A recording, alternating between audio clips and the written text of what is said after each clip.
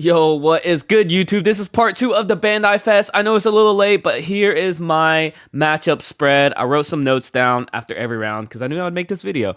So we're going to go over that. I placed 182nd out of 1,981 people.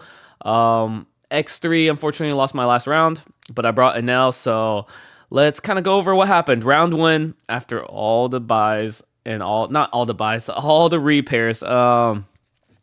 I played Sakazuki round 1. I lost the die roll, but he gave me first. I kind of like first in this matchup because I can get like a pretty strong curve out, like Gadatsu into 7 Mom into Yamato.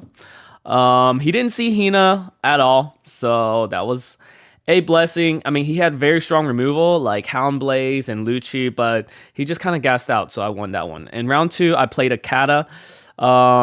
I won the die roll, but he gave me first as well. I think in this mirror, I like to go first as well.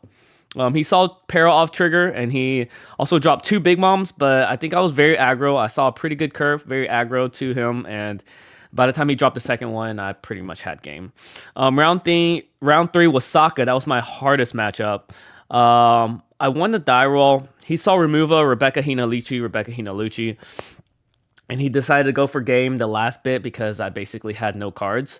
And I hit a Thunderbolt off my last life to hit his Borsalino. So I won it because of my trigger. So round 4 was a Kata. I won the die roll. I had my perfect curve. And yeah, it was just an easy sweep.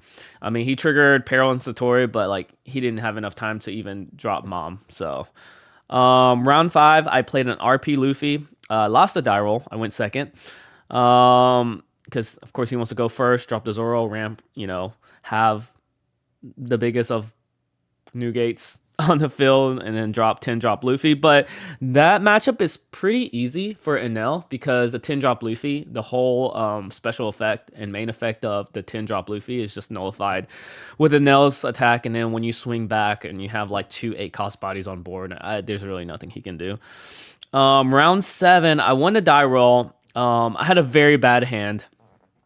I know I'm coping because this was my first loss at round 7. Round 6, I lost the die roll. And he, against a purple Luffy. I matched up with a purple Luffy, and it was GG's from there. He saw his PCP. 4-cost vanilla into Polly, popping something, ramp into Kaido, and like there's just so much tempo, and then he just started dropping stuff. So he did top 32. So shout outs to Kevin Do. He top 32.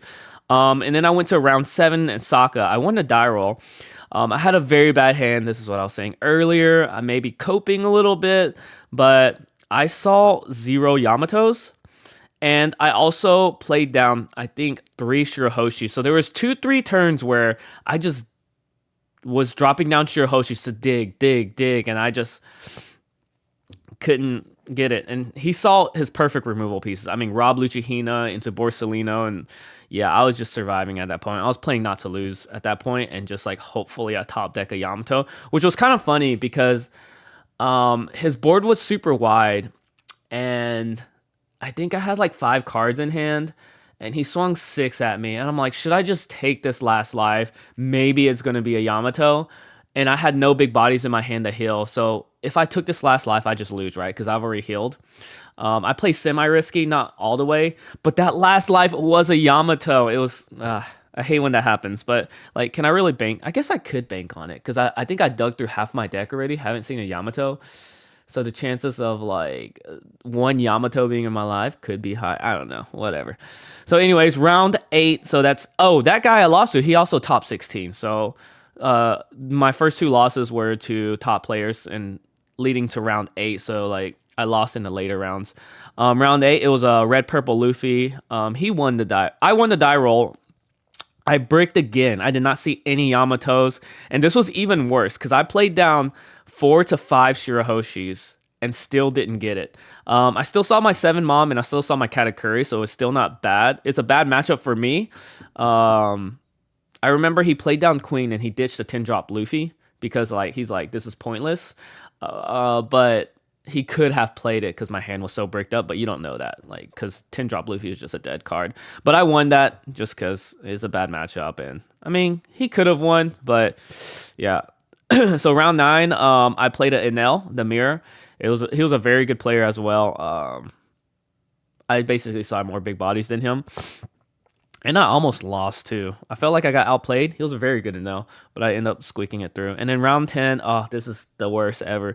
I played Asaka to possibly bubble in. I think I was like in table 50 at that point, table 50, around 40, 50. And I won the die roll, so I decided to go first. And I never know in this matchup because like my first curve is so crazy. Like if I want to play the starve method, I can, and I get the Gadatsu early. But yeah, I won. I went first. I didn't so I misplayed really hard. At this point, we were 16 hours into Nats, and this is not an excuse because, like I said in my post, we're all under the same umbrella. And so I played down. I swung at his life for 6, and he took, putting it down to like him 2 life, and I had 1 life. And I dropped down to Yamato, and I didn't get to KO the Rob Lucci. So I messed that up. Another bad play call was like he played the 10 Kuzan, where it's like a walking Ice Age. And he only had 2 cards in hand, and I had a decision to make: put it all on my leader and swing 15 at it, or drop a Yamato and just swing 6 at his life. And I was thinking, what are the chances of those 2 cards in his hand being removal, right? Because like if I drop a Yamato, it's already 4, and then he swing at my Yamato, putting it down to a what is that, 3, and so like he would need 1 more minus cost and a removal, but he had it. So yeah, I should have just swung 15. I could have gone down to 0. Like I pretty much would have survived, and then dropped a Yamato the next turn. Then he doesn't have a walking Ice Age, and once I drop the Yamato, I think I can just slowly claw my way back. But yeah, that was the biggest misplay. I didn't feel fatigue at the time, but like I think there was fatigue in me. I couldn't notice it because my adrenaline, because just looking back on it, it's like, why didn't I just swing 15? Like I could have survived. I should have just looked 2 turns ahead, but I didn't. So anyways, I lost that one, so I bubbled out. But that is my experience at Nats. The NL list should be in my Discord, so if y'all want to join my little Discord, it's down there. It's very little. People don't really talk much, but eventually, maybe I'll get a nice core group of people that can share information, share like when products are, or pre-releases, pre-orders, or just whatever, right? Talking shop.